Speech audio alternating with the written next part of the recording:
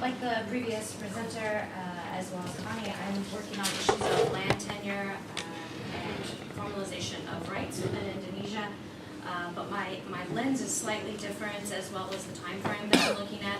I'm not looking at afterwards of formalization of rights and how that impacts these communities, because this constitutional court ruling that I'm looking at through this case study has been passed by the Constitutional Court, but it has not yet been implemented. And so I'm looking at the process leading up to the formalization of rights and how the community's access to its natural resources might change over time based on this formalization of rights. This fieldwork was carried out in the areas of Jakarta, Bogor, Sukabumi, and Lebak, with the Kasapuan Adat community, which follows customary law. And this community has relatively insecure statutory rights, but fairly secure customary rights for access and use of the forest. They even have a formalized system of buying and selling use rights among community members. They're also, which complicates the situation, they're located in a conservation zone. This is part of Gunung Halimun Salak National Park. And conflict within this case study existed at many levels. So there's actors at the national level, including the Ministry of Forestry and the national level NGOs. There's also regional level actors with provincial and district level government officials, national park officers, and regional NGOs. And then there's also conflict within the local level as well. So the Kasapuan community that I'll be explaining a bit more about is an ethnic group, but there are several villages within this group, so there's often conflict amongst the different communities based on, some have recognition from the government as an indigenous community, and some of them do not, and so this does create some tension between the communities.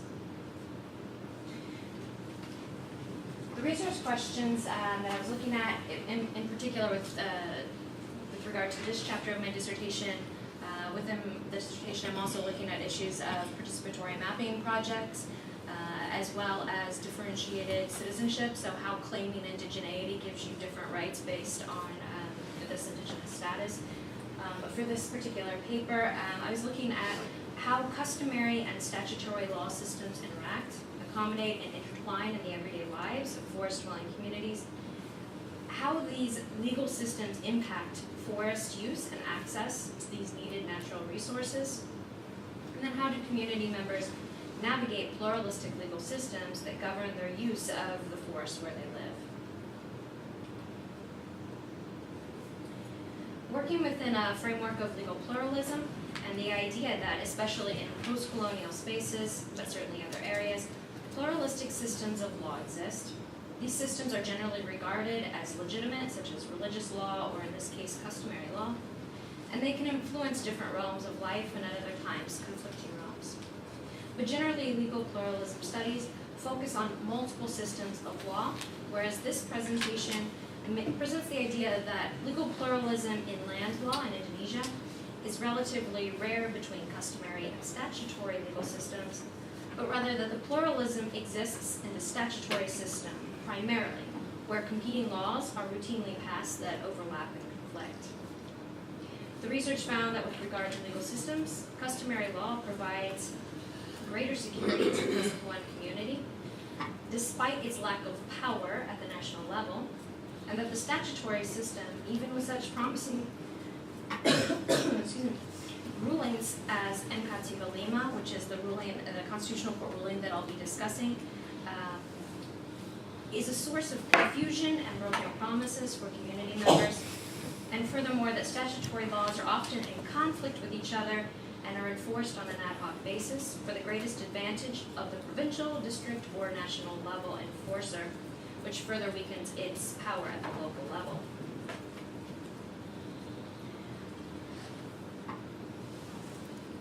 Quickly, just to outline the presentation, I'll be looking at the statutory law concerning land and forest in Indonesia, and then going into adat law concerning land and forest, the ways that these systems interact, and also looking at the pluralistic nature of the laws that impact life in the forests of Indonesia. Finally, because this law has not yet been implemented, I also make some suggestions for policy in the future if this law is actually to be implemented. I will not give you all the details because the basis of my presentation is that it's confusing and conflicting. So I will not give you all of these confusing and conflicting laws, but I will give you the basis of forest law in Indonesia and land law. And so according to Basic Act 1945, Article 33, this gives control of earth, soil, water, and wealth contained therein to the state to be used as it sees fit to contribute to the welfare of the population. And later, forest lands in particular were granted through Law Number 41 of 1999 on forestry and Law Number 5 of 1990 on living forests or living resources in our ecosystem. So regardless of human occupants, the central Indonesian government has claimed more than 96% of the country's forested land, and a large proportion of this has been declared protected areas and national parks, as well as concessions for logging and plantation forests, which are sold to corporations. This also includes forest lands that actually do not have forests on them, because once an area is zoned as forest, the Ministry of Forestry is reluctant to rezone those areas because they would then lose control over that land to the National Land Agency. It also tends within Indonesia to oscillate between a decentralization and re-centralization. Most recently, there's a return to centralization with the passing of law in 2014 that took away the ability of provincial and regional governments to grant forest concessions. So again, there's not a whole lot has been done on this, but we'll see in the future how this impacts forest use.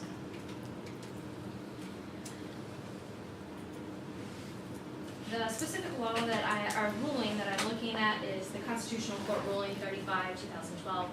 It's referred to in Indonesia as MK35, and so if you hear me refer to that, that's how I will refer to it throughout the presentation, just because that's how my mind thinks of it, not in English. So this was passed in May of 2013 in Indonesia, and it's because it's been so recently passed, there's not been a whole lot of movement on it, but it was a really interesting point to step into the research within these communities. And the reason I chose the Kasepuan communities is because MK35 had the Constitutional Court Review had two communities that signed on to this, and one of those was a Kasepuan community called Chisitu. So that's why I thought that this was an excellent community to study the impact of this, because they do have indigenous status with the Indonesian government, but other Kasepuan communities do not. So it was interesting to look at the difference and how the excitement over MK35. And it changed the wording of the forestry law of 1999. So as you can see on the slide, the previous wording said adat forest is a state forest situated in indigenous peoples area, and the revised wording is adat forest is a forest situated in indigenous peoples area. So it took out that one word, state, and this has an estimated 40% of Indonesia's forest that will be impacted by this ruling if it is implemented. Moving into customary law, in particular for this community, the Kasepuan, they claim settlement in the area since 1368, so well before VOC, Dutch, national level authorities. Their oral tradition has them as the descendants of the Pajajaran Bogor kingdom, and they're led by an Aba, which is a hereditary position, and all adat positions are hereditary in the village, but village officials that are representatives to the government are all elected. Somewhat important for this particular presentation, but within my research, it's very important, is the fact that these communities are semi-nomadic. So this is based on Swidden agriculture, and so they move location every 10 to 15 years based on when the ancestors tell them they need to move and where they need to move. So as you'll see, as I'm kind of talking about the zoning, this becomes important because sometimes they can move from an adjacent area to a core zone, which angers the national park officer. So it is important for movement of the this, just for reference, this is Banten and West Java provinces, Labak and Sukabumi regencies. It's 2 provinces, 3 regencies, 314 villages, over 10,000 masyarakat adat community members within the Gunung Halimun Salak National Park. So this is impacting, and this is just my case study. This does not even include the communities within the rest of Indonesia that this is impacting their forest and their human rights.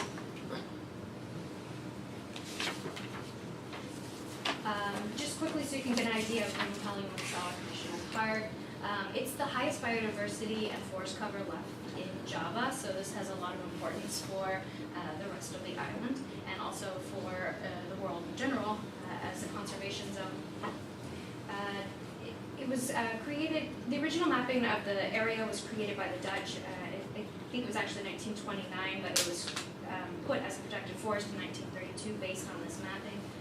And that original mapping really denied the existence of any of the masyarakat adat that were living in the area.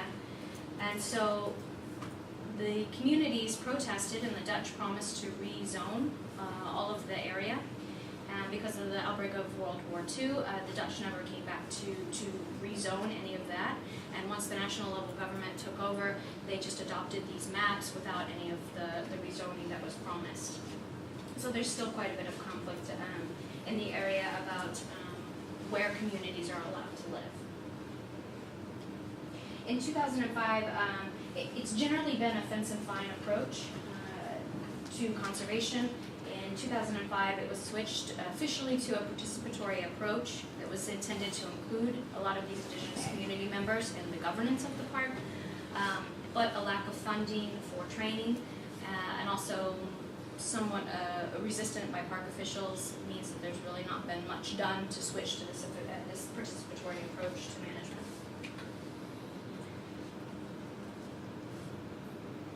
This map, the details aren't really that important, but what I wanted to show is the confusing nature of the national park zoning. So there's been many calls for changes in the system that would limit it to 3 zones rather than the current 7, but nothing's been done on that. So you can see that there's core zones, there's special use zones, there's cultural zones, there's traditional zones, and how do you make the difference between these different zones? Because some of them are meant for living culture, some of them are meant for monuments and grave sites, so it's very confusing. Special use zones are not actually for community members, they're meant for concessions and logging companies, so it's all very confusing. Now the customary law zoning is a bit less complicated. They use closed protected forests, entrusted forest, and use forest and land.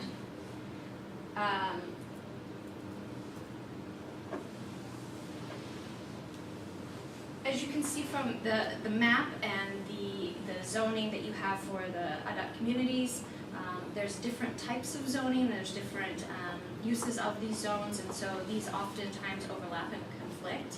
So for example, you have a community member that will go and cut down a tree for firewood, and within Adat zoning, it's within a use forest, but within national park zoning, it's a core zone. So there's some conflict when forests are cut down for things like cooking firewood.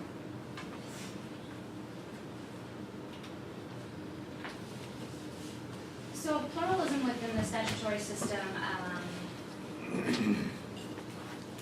there's 41 million hectares of land without forest cover, 48 million people who live in or near the forest estate, 40,000 villages within the forest estate in Indonesia. So I mean, there's just lots of room for conflict, as you can see from these.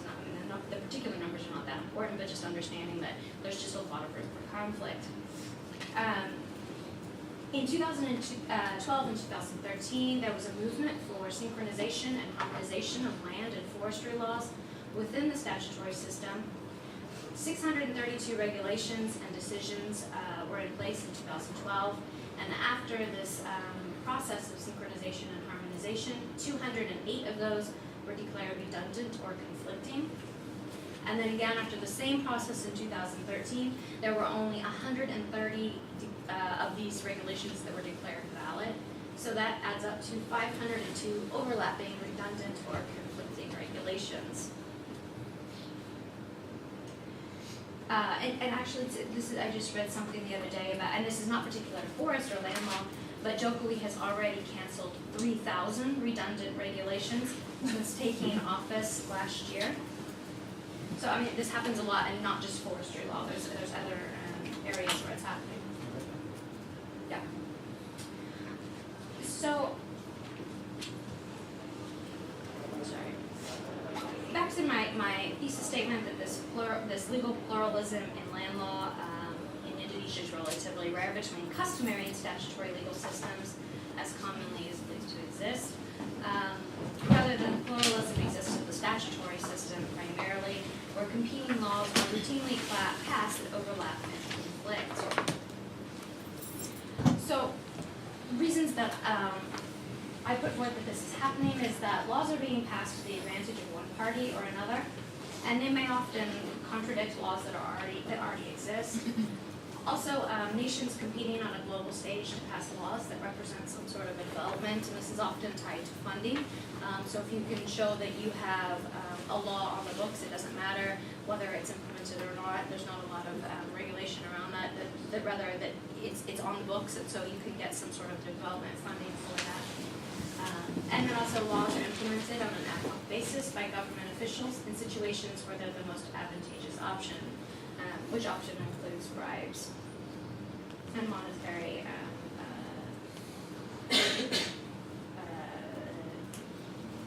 gifts or So moving forward on policy suggestions, and in particular to MKT Lima, the forest law and the role of the Ministry of Forestry must be simplified and clarified with regard to the possibilities for MKT Lima. That's huge, but there are some movement that could be made on that. There's also there needs to be widespread cancellation of redundant laws or conflicting ones concerning land and forestry. And then also clarification regarding the status of Masyarakat Adat and associated land rights at the national level.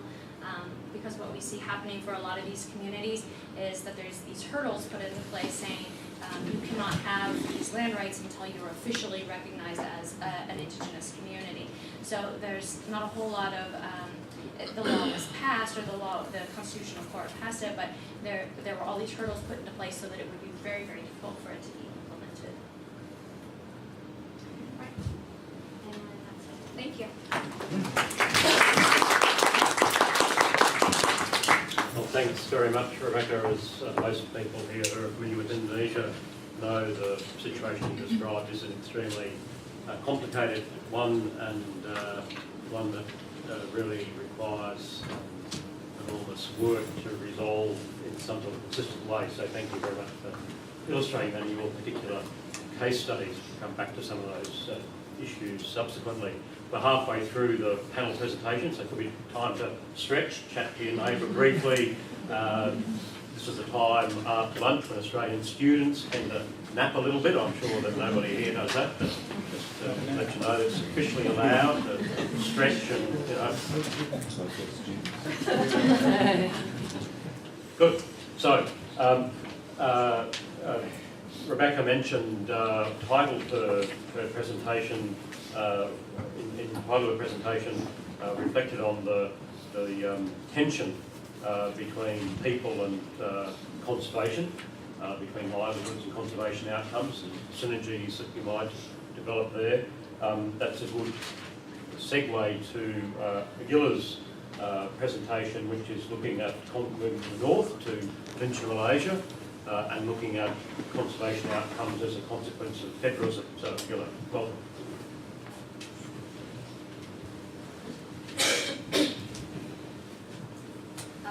Thank you for coming.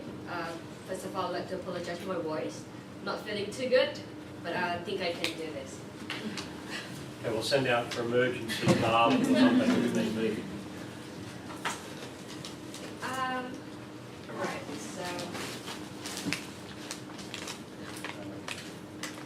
so just like Rebecca, I've amended the title of my presentation a bit. So I'm basically looking at how policy innovations happen in Malaysia. So the title of my presentation would be Policy Innovation in Malaysia's Centre Forest Pine Policy. It's quite an elaborate policy and it's been there for about almost a decade now. But a lot of people don't really know what is Centre Forest Pine. Even a lot of Malaysians don't know what is Centre Forest Pine. So the basic outlines to my research will be, I will introduce you to a research context because what I'm presenting today is just a small fraction of my PhD work. The political structure and environmental federalism in Malaysia itself. Who are the network of actors who are involved with forestry and conservation, also wildlife. The policy implementation outcome and how the policy is innovated, and powers within implementing actors, as well as a conclusion.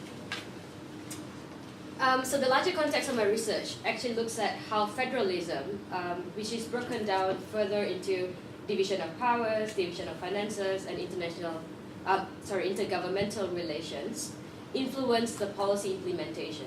And so I plugged in Centre Forest Pine as a case study to look at how the implementation outcomes comes about. Who are the different players? How do power balances occur?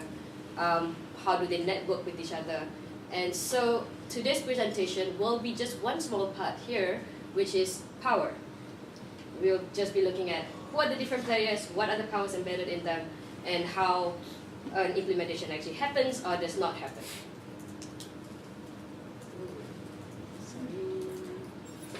Right. So as part of an introduction, what I'm trying to say is that policy implementation often goes hand in hand with policy innovation.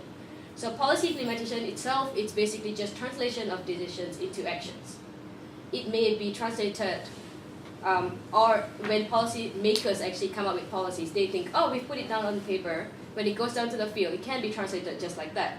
But oftentimes when it goes down on the field, that's not what happens, and policies can be innovated to favor a community, favor a certain implementing actor, or even just favor the policy itself. And what I looked at is the political structure, how that actually influences policy implementation and the implementing actors. So I'm sure most of you already know, so Malaysia is a federal state. It practices top-down policy making. That means the federal government makes most of the policies, it hands it down to the states, hoping that the states would implement it. So subnational units are responsible to implement the policies, and often that is influenced by intergovernmental relations. So who governs at the federal level and who governs at the state level, and then how much finances do they get for every policy that they implement. But the catch with this is that we also have other federal bodies like National Land Councils, National Forest Councils, but often this council does not have incentives or punishments, penalties for not implementing a policy. So often everybody comes to the table and then they talk about what's going to be implemented, and then they say, okay, fine, we'll do it, but nobody gives a timeline, and then they all walk off. Alright, so the federal environmental federalism in Malaysia is governed by 3 lists according to our constitution. So on a federal list, we have fisheries, control of pesticides, and pest protection. And then on the state list, they've got land improvement and soil conservation, agriculture, and forestry. On the concurrent list, both the federal government and the state government will have to govern the production of wild animals and birds, as well as the management of national parks. But then, the federal government also legislates policies pertaining to land and forest governance through National Land Council and National Forest Council. That's what I mentioned before. They make policies and they have all the mechanisms, but it doesn't work as effectively as it should. So what is Centre Forest Pine? So this is the map that you see. 1, 2, 3, 4 is the remaining chunks of major forests, which is still pristine in Peninsular Malaysia. So a policy was enacted in 2006 after Malaysia signed on a Convention of Biological Diversity in 1998 to actually try to connect these chunks of forest to form a spine so that major wildlife such as elephants and tigers, which Malaysia is important to, will be able to move around this area. And if later on idealistically, if Thailand wants to work with us, we can even connect the forest up to the greater part of Asia. So it involves 8 out of 11 peninsular Malaysian states, aims to re-establish contiguity of forest covers. It has a comprehensive implementation plan. So the World Bank has applauded Malaysia for coming up with this policy, but of course it was not implemented properly, or not yet. Alright, so these are the 4 areas. If anybody know the ranges in Malaysia, these are very important spinal forest chunks that we've got. Siti Wangsa, Bintang Nakawan, Taman Negara, the Eastern Range, Southeast Pahang, Chini and Bera. This is where the bauxite mining, if you are aware of environmental issues in Malaysia, is happening now. And our Rompin Park and Kluang Wildlife Reserves. So these are some of the animals that Malaysia is important to. The Malayan tiger was only found distinct in 2006. Before that, we thought the Malayan tiger was Sumatran tiger, and so we never cared about it. Yeah. So 2006, and that's where we all got scared. Oh, we've got tigers now, and they're different. Let's do something about it. We've got Asian elephants, hornbills. I'll talk about it later. There's one area that we actually conserved, and then it was found that 12 different types of hornbills actually was spotted after the place was reforested. We have gars, we have tapirs, and so on and so forth. So why was the policy in place? Looking at Malaysia, which has always been going down the path of timber logging and development for such a long time, agriculture, especially palm oil, and we're still going big on palm oil. That's because after the 1998 CBD, Malaysia never rectified a lot of it because they said, hey, look, world will do this, but yet we are losing our forest and we don't know what to do. So from 2000 to